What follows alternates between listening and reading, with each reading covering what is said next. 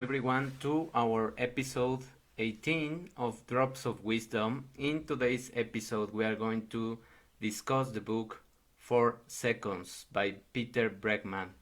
And we are going to learn how pausing can improve your life.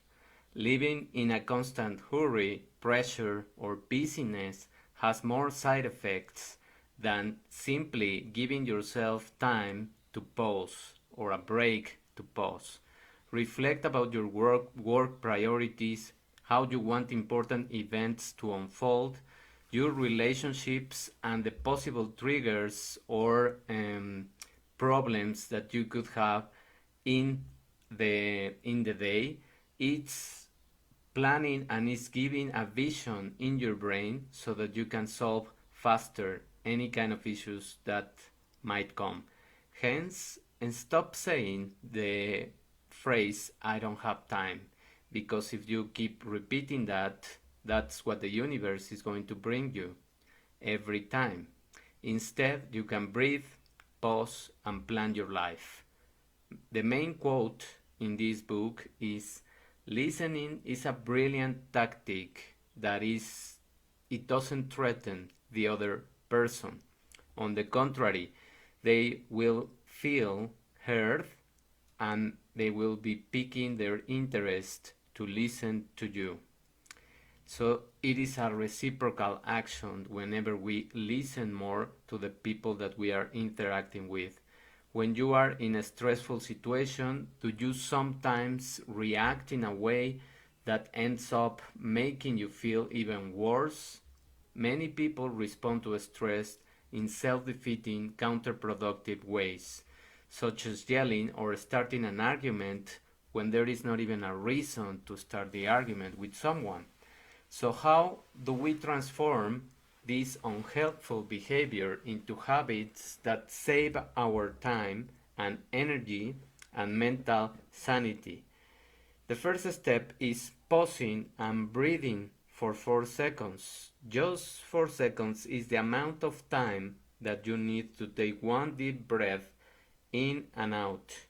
When you pause and breathe, this puts you in a state that allows you to make better decisions and consider the outcomes of your actions before you take them.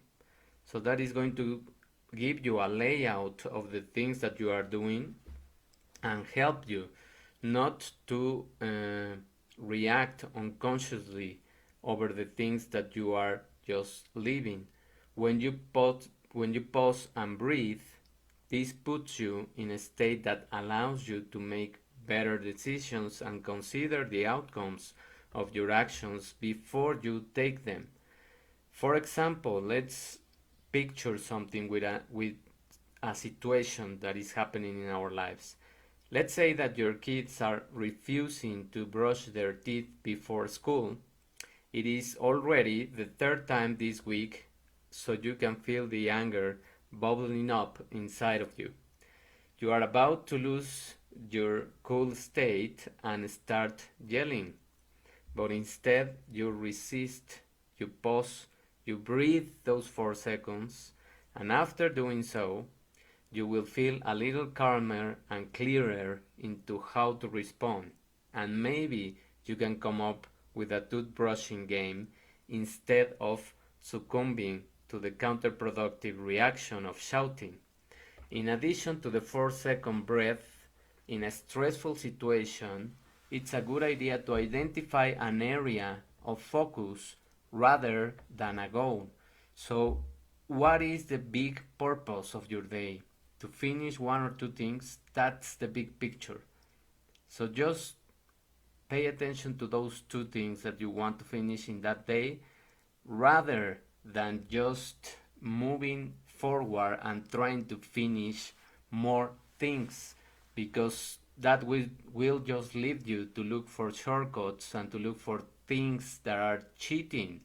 That is the classical way of many people to get to the hacking solutions, to the shortcuts, to the faster things, and they end up in taking unnecessary tasks and risk, whereas an area of focus motivates you without offering negative temptations, because you know that it's going to take certain amount of time for those activities to be accomplished, but you already have them in your mind, and many times you will even end them up before, because you were so focused on them that you didn't get any other distractors to get in your mind.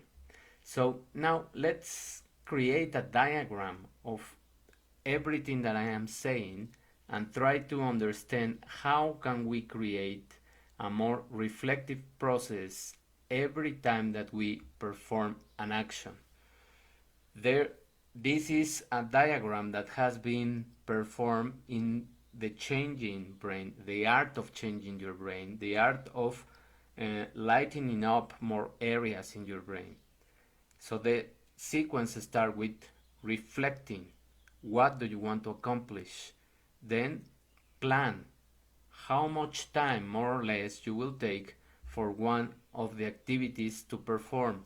What are the resources that you need? Um, where can you find the information? Try to plan not in too much detail, but with the enough resources so that you move faster in the stage of acting, which is the next one. Then, after you plan, you act, and then you observe what you finished, and then you reflect if you can make corrections, or you can move to the next task. And that's the way the diagram is creating a spiral. You are reflecting, planning, acting, observing, and then reflect again. And that's the way it goes to the spiral until you finish your work and you really are satisfied, productive, and you don't lose time in distractions. Now, let's say that we have an experience. If we have a concrete experience, and let's take an example of having a discussion or an argument with your boss, that was the experience. It already happened, you already reacted, you already created something that probably it's bigger, but you can now um, take advantage of that experience and make it in pieces so that you really do an observation and reflection of the situation. Why did you, or what happened to start the argument? Was it really somebody's fault, or it was something in the process that didn't go well and that could be fixed instead of just looking for someone to blame? So you gather up many of the observations, many of the data that you are collecting from your memory, and then you reflect on the experience. What could you do better instead of reacting and having an argument with your boss? Now, you will extend that to a metacognition, and you will learn from the experience. You will create an abstract concept and kind of a generalization of these kind of situations, because you are just gathering up more data, and then in the next event you will test the implications with new situations. So it is a constant um, encounter that we have with people, probably not your boss again, but with any other colleague, and now you have the experience of not reacting, of not looking someone to blame, of gathering up all the data to see where was a mistake made that probably caused the friction between the persons.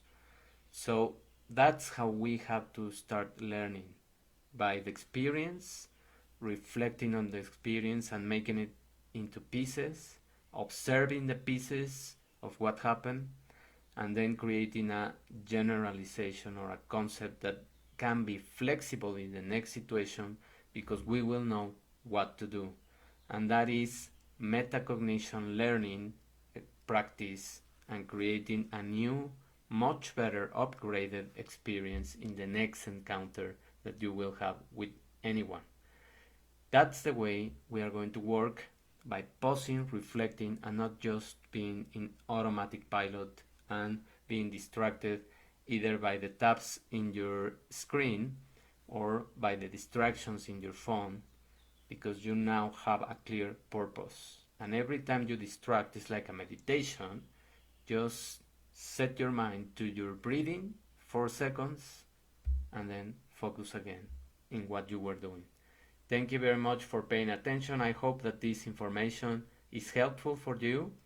If it resonates and you think it can help other people to get better results and more productiveness, help me to share this, please. Thank you. We will see each other next Wednesday. Have a wonderful afternoon and rest of the week. Bye.